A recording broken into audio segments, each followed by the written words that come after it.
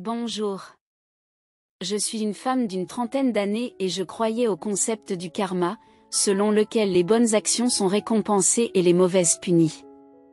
Récemment, j'ai vécu un incident qui a prouvé que cette théorie était vraie. Je tiens à partager cette histoire parce qu'elle a eu un impact significatif sur moi. À l'époque où je fréquentais l'université K, l'une des 3 meilleures universités de Corée, j'étudiais le droit depuis le collège.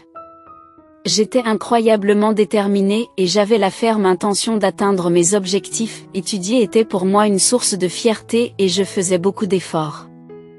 Ma mère était toujours fière de moi, car je n'avais pas besoin de cours particuliers coûteux pour être admise dans une université prestigieuse. Malheureusement, notre joie n'a pas duré longtemps, car l'entreprise de construction de mon père a commencé à rencontrer des difficultés financières, ce qui a eu un impact important sur notre foyer. Nous avons été contraints de déménager et ma mère a dû trouver un emploi après avoir été femme au foyer à plein temps pendant des années. En raison de ces circonstances chaotiques, je n'ai pas pu obtenir la bourse d'études que j'avais toujours reçue. Par conséquent, j'ai dû prendre un congé imprévu de l'université. Je me suis retrouvée dans une situation désespérée où je devais gagner de l'argent immédiatement pour couvrir mes factures de téléphone portable. Heureusement, avec l'aide d'une amie de ma mère, qui me tenait en haute estime, j'ai pu obtenir un poste à temps partiel dans un grand cabinet d'avocats, ce qui m'a enthousiasmée.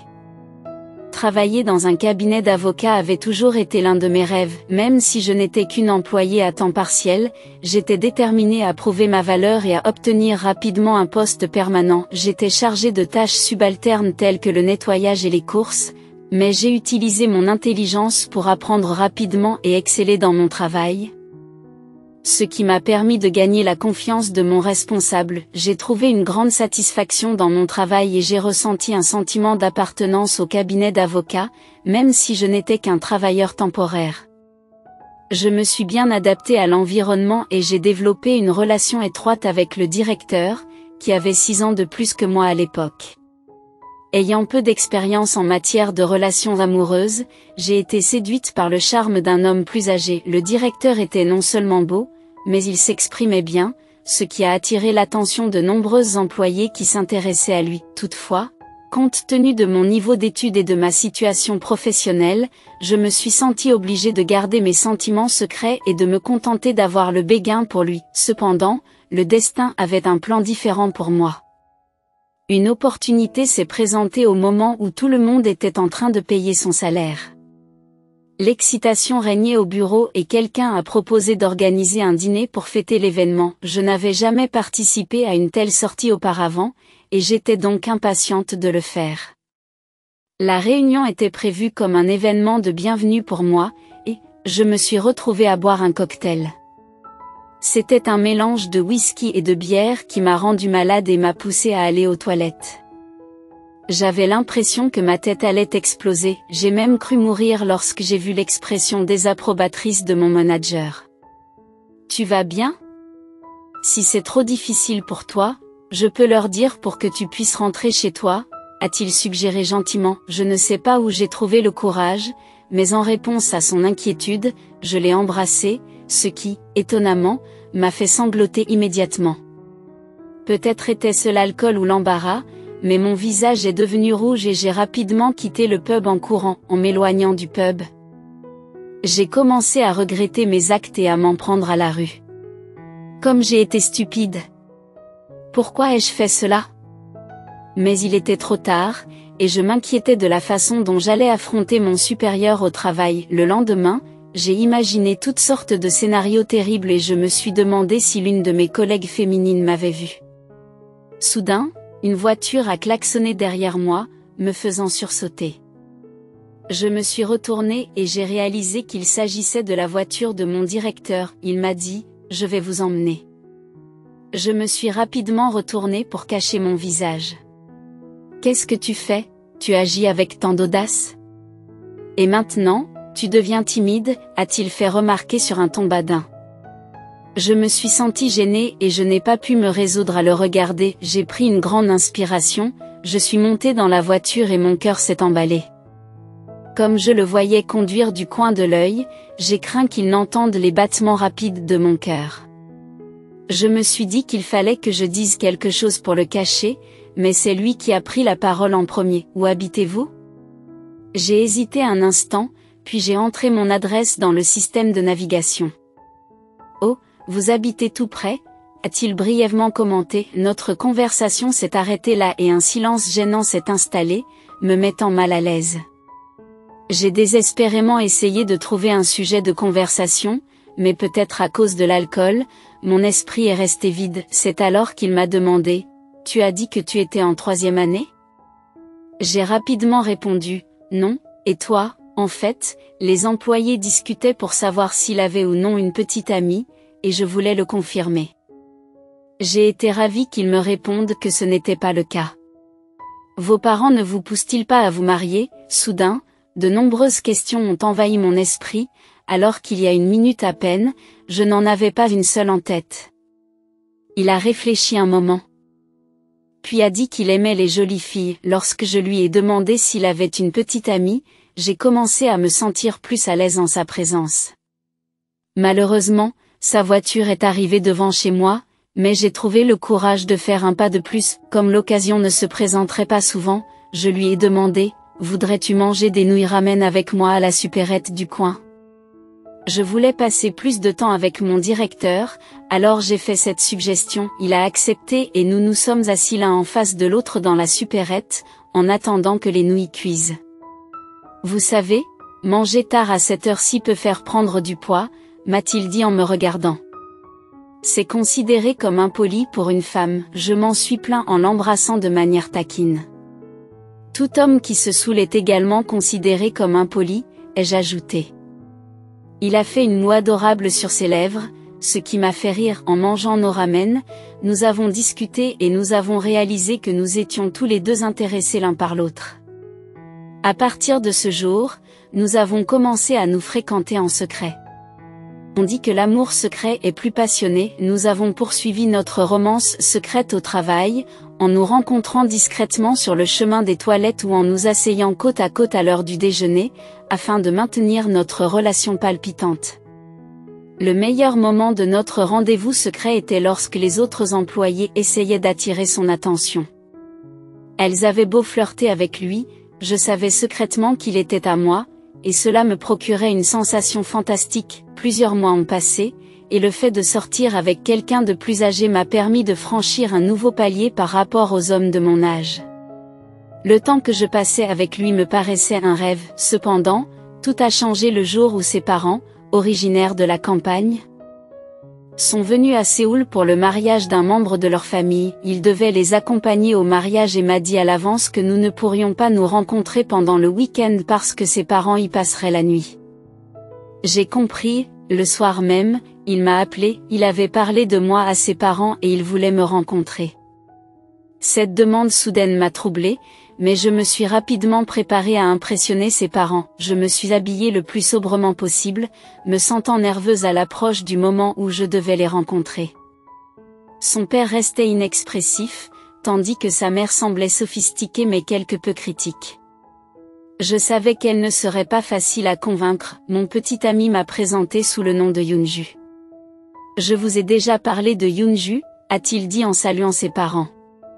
Je les ai salués de la manière la plus polie qui soit et j'ai pris place. J'ai appris que vous étiez étudiant à l'université, a dit sa mère, et je me souviens encore de la première question qu'elle m'a posée. Bien sûr, voici une version réécrite, raison. Qu'est-ce qui a motivé votre décision de poursuivre des études à l'étranger?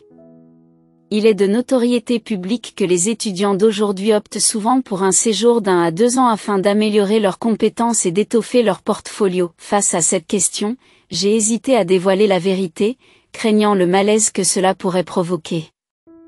Pourtant, inventer une réponse me semblait tout aussi peu souhaitable. À mon insu, mon petit ami connaissait déjà la véritable raison de mon congé sabbatique, l'ayant apprise de ma mère à l'université lors d'une première enquête. Percevant mon malaise, il a tenté d'intervenir, estimant que la question posée par sa mère était quelque peu indiscrète.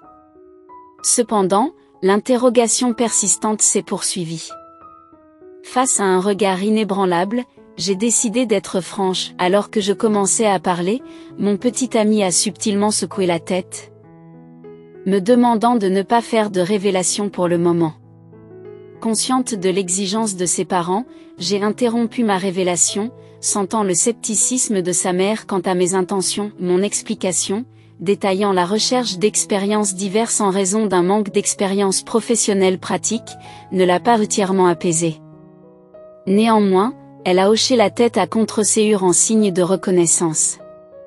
Je n'arrivais pas à me débarrasser d'un profond sentiment d'inadéquation. Par la suite, j'ai découvert que ses parents étaient des personnes aisées, qu'ils possédaient un immeuble en centre-ville et qu'ils avaient envoyé leurs 3 fils à l'étranger pour qu'ils y fassent leurs études. Leur réputation dans la ville natale était attribuée au fait qu'ils avaient réussi à élever des fils accomplis, un fait voilé par la plainte ostensible de sa mère au sujet de son choix de carrière. Face à ces vantardises subtiles, j'ai eu du mal à lui prêter une oreille compatissante. Le week-end, entaché par cette rencontre, m'a amené à travailler au cabinet d'avocat, tout en gardant délibérément mes distances avec mon petit ami. Percevant mon mécontentement, il a tenté divers gestes d'excuse, attirant par inadvertance l'attention d'autres collègues féminines. Cela m'a amené à participer à une séance impromptue dans le salon des employés, où j'ai été soumise à un interrogatoire exhaustif de la part d'employés de haut rang. De retour à mon bureau, vidé de son énergie, j'ai découvert une boîte de macarons laissée par mon petit ami qui s'excusait. Ces excuses profondes m'ont incité à enterrer l'affaire. Cependant, la nouvelle de notre relation s'est répandue dans le cabinet d'avocats, nous soumettant à des taquineries légères. Étonnamment, les plaisanteries n'étaient pas aussi malveillantes que prévu, et je me suis surprise à apprécier la situation en passant devant le salon des employés. Je n'ai pas pu m'empêcher d'entendre une conversation téléphonique entre mon petit ami et sa mère. Sa voix était si forte que je pouvais l'entendre à travers l'écouteur. Elle était furieuse, lui reprochant de perdre du temps avec moi alors qu'il n'en avait même pas assez pour lui. Elle exigeait qu'il rompe avec moi et qu'il se trouve une femme. En écoutant leur conversation, je me suis sentie coupable de ne pas comprendre les défis auxquels il était confronté, alors que je n'étais qu'enthousiasmée par mon travail.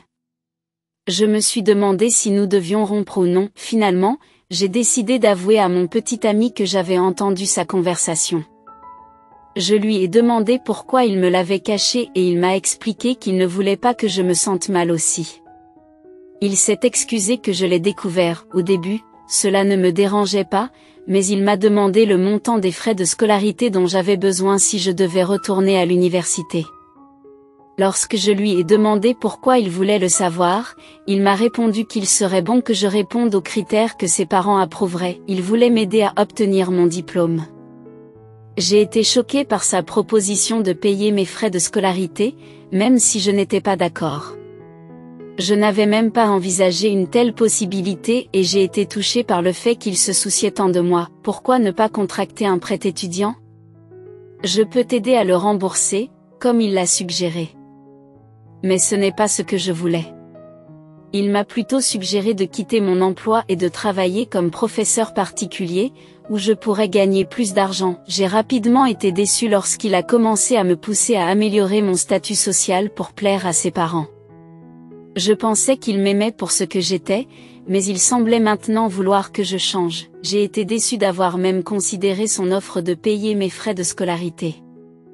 Je suis restée sans voix, incapable de répondre. Il a remarqué que j'étais blessée et il a rapidement essayé d'expliquer qu'il disait ces choses uniquement parce qu'il voulait m'épouser. Il s'est sincèrement excusé pour ses paroles. Je me suis demandé à quel point ma situation devait être difficile pour qu'il pense à tout cela. C'est alors que j'ai pris conscience de la dure réalité des difficultés financières. À partir de ce jour, j'ai commencé à donner des cours le soir après avoir terminé mon travail au cabinet d'avocat, où mon petit ami travaillait également. Je l'ai fait pour économiser de l'argent pour mes frais de scolarité. Même si nous avions moins de temps pour sortir ensemble, j'ai travaillé sans relâche pour obtenir mon diplôme. C'était aussi un moyen pour moi de subvenir un peu aux besoins de ma famille. Cependant, un jour, mon élève tutrice est tombée malade, victime d'une mauvaise grippe, ce qui m'a donné un peu de temps supplémentaire. Cela faisait un moment que je n'avais pas eu autant de temps libre et cela m'a fait réfléchir à ma situation. J'ai envisagé de passer du temps de qualité avec mon petit ami, en imaginant nos projets. À ma grande surprise, lorsque je l'ai appelée, sa mère a répondu au téléphone à l'improviste. Surprise, je me suis retrouvée au milieu d'une rue animée, le téléphone collé à l'oreille, déconcertée, se réjouissant de mon appel, elle m'a proposé de nous retrouver à notre endroit habituel. Anticipant des nouvelles défavorables, je n'ai pas pu décliner son invitation. En arrivant au rendez-vous, j'ai rencontré non seulement sa mère, mais aussi une autre femme assise à côté d'elle. Un sentiment d'inquiétude m'a envahi. Avant que je puisse m'installer, sa mère a présenté la femme inconnue, révélant qu'elle était l'épouse potentielle de Somgyun. Stupéfaite, la femme m'a tendu une carte de visite portant un titre de professeur. J'ai été pris au dépourvu et j'ai dû faire face à une situation inattendue. Sa mère semblait insinuer que je ne convenais pas pour être sa belle-fille et avait orchestré cette rencontre pour faire passer ce message. Bien que me sentant humiliée, j'ai repris mon calme et me suis adressée à sa mère, lui faisant part de mon engagement à poursuivre mes études et ma carrière. Sans se décourager, elle a rejeté mon appel, critiquant mes aspirations. Elle a fièrement salué cette femme comme sa belle-fille, sapant ainsi mes efforts. Malgré la piqûre de ma fierté, j'ai persisté, soulignant ma volonté de développement personnel. Je l'ai implorée de comprendre et d'attendre patiemment, mais elle s'est moquée de mes appels. Pour tenter de sauver ma relation, j'ai reconnu la pression silencieuse qu'elle exerçait sur son fils et je l'ai assurée de mes efforts continus. Cependant, mon plaidoyer a été accueilli avec dédain, car elle a rabaissé mes ambitions. Frustrée, j'ai défendu ma position, l'exhortant à comprendre mes efforts sincères. Au fil de la conversation, ma tête a tourné sous le coup d'un mélange d'émotions, de fierté blessée mais de détermination intacte. L'impact des mots de ma mère m'a frappé comme un marteau. La femme, apparemment incapable de supporter cela plus longtemps, m'a tendu son téléphone portable, présentant des photos qui confirmaient la véracité de mes affirmations et de celles de ma belle-mère. Vous me semblez être une de mes élèves, alors permettez-moi de vous déconseiller de jouer avec les adultes et de vous adresser plutôt à des jeunes de votre âge. Le mépris que j'éprouvais pour mon petit ami dépassait même celui que j'éprouvais pour sa mère et cette femme discourtoise. Alors que je me préparais assidûment à payer mes frais de scolarité, il me trompait en secret. Impitoyable, je l'ai confronté. Deux femmes, apparemment satisfaites de mon expression furieuse, se sont levées pour partir, sous l'effet de la colère. J'ai saisi les cheveux du professeur indiscipliné, plongeant le café serein dans le chaos. Sa mère s'exclama, révélant sa vraie nature et me congédiant malgré mes efforts. Frustrée et acculée, je m'insurge contre cette injustice, mais c'est peine perdue, rien ne changera. Écartant la femme, j'ai démissionné du cabinet d'avocat, craignant mes actions imprévisibles si je rencontrais mon petit ami. Le premier jour, les larmes ont coulé, et le lendemain, j'ai regardé le plafond, sans émotion. L'ami de ma mère, qui m'avait présenté au cabinet d'avocat, l'a informé des rumeurs qui circulaient à mon sujet. Le cœur brisé, ma mère m'a exhorté à retourner à l'université, même si cela signifiait emprunter de l'argent pour payer les frais de scolarité. Culpabilisée, j'ai accepté le prêt en me jurant de ne plus jamais me retrouver dans une telle situation. L'université est devenue mon refuge et j'ai étudié sans relâche. Un collègue proche du cabinet d'avocat m'a ensuite informé que mon ex-petite amie avait l'intention d'épouser la professeure l'année suivante. Animée d'un désir de vengeance, j'ai canalisé toute mon énergie dans la réussite, étudiant sans relâche pour l'examen du barreau. Lorsque j'ai obtenu mon diplôme, j'ai senti un poids s'envoler de mes épaules. Mes parents se sont réjouis et j'ai cru que je les avais enfin dédommagés des difficultés qu'ils avaient rencontrées. Un autre coup de chance s'est produit.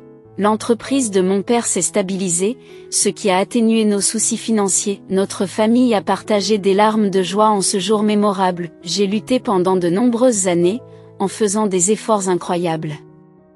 Après avoir terminé avec succès ma formation au centre juridique, j'étais ravie de recevoir un certificat de spécialisation avec mention. Mes notes exceptionnelles avaient attiré l'attention de grands cabinets d'avocats, dont celui où je travaillais. La curiosité aidant, je me suis renseignée sur mon ex-petit ami auprès d'un ancien collègue et j'ai découvert qu'il était toujours là. C'était l'occasion rêvée de me venger, et j'ai accepté avec enthousiasme l'offre de rejoindre mon ancien cabinet en tant que nouvelle avocate.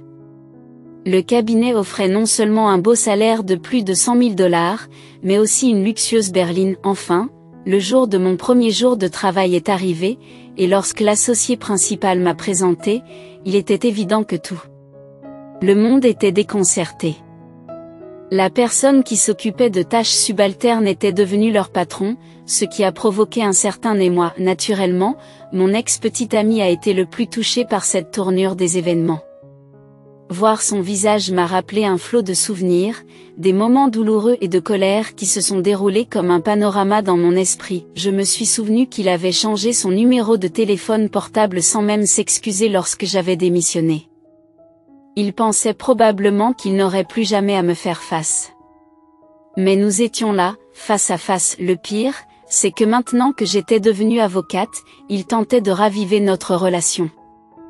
Apparemment, il avait divorcé de sa femme snob et arrogante, ne pouvant plus la tolérer. Cependant, je le traitais comme un simple subordonné au sein de mon équipe et il gardait ses distances, peut-être en raison du traumatisme causé par son précédent mariage. Bientôt, une occasion en or s'est présentée lorsque la mère de mon ex-petite amie s'est rendue à notre cabinet d'avocats pour demander de l'aide concernant un problème juridique lié à l'un de ses immeubles et à ses locataires. Bien qu'on lui ait conseillé de s'adresser au greffier chargé des dossiers, elle a insisté pour rencontrer un avocat et s'est rendue à l'étage, où se trouvaient les avocats. C'est là qu'elle m'a rencontré. Ignorant qui j'étais, elle s'est approchée de moi poliment, demandant à me rencontrer puisque j'étais avocat. Elle a mentionné que son fils travaillait dans le cabinet en tant que responsable des assistants juridiques, ajoutant que je ne devais pas refuser sa demande puisqu'il faisait également partie de l'entreprise. La situation était tellement absurde que j'ai eu du mal à contenir mon rire. Madame, je suis désolée si je vous ai donné l'impression que je suis ignorant. Je ne pense pas pouvoir vous aider dans votre démarche, répondis-je en reprenant exactement ces mots.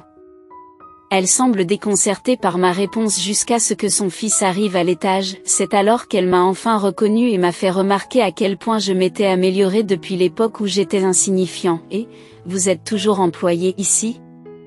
Vous n'avez pas démissionné? Malgré l'humiliation que vous avez subie, je suis surpris de voir que vous êtes toujours là. Vous n'avez pas d'amour-propre. Le changement soudain de son expression, de la politesse à l'impolitesse, m'a laissé sans voix. Mon ex-petite amie, pour tenter de sauver la face, a alors dit à sa mère, « Maman, ce n'est pas une lycéenne, c'est une avocate, s'il vous plaît, ne me mettez pas dans l'embarras, partez. » Il a essayé d'éloigner sa mère. Mais elle s'est obstinée à s'approcher de moi et m'a demandé, « Qu'est-ce qu'il dit? Comment quelqu'un d'aussi jeune que toi peut-il être avocat ?» J'en ai profité pour répondre avec condescendance, en prononçant chaque mot lentement et clairement, « Tu ne sais pas comment on devient avocat. » Oh, c'est vrai. Votre fils était trop paresseux pour passer l'examen du barreau. Vous m'avez même dit une fois que vous ne passiez pas cet examen parce que vous êtes paresseux, et non parce que votre fils ne peut pas le réussir. Essayez d'être honnête. Si d'autres personnes te voyaient, elles pourraient penser que tu es l'associé principal de ce cabinet d'avocats ou quelque chose comme ça. Vous êtes simplement matérialiste. S'il vous plaît. Partez immédiatement et faites preuve d'un peu de décence. Dire ces mots m'a procuré une grande satisfaction, comme si toutes les blessures causées par son traitement injuste s'étaient évanouies. J'ai souri triomphalement, et mon ex et sa mère ont rougi d'embarras.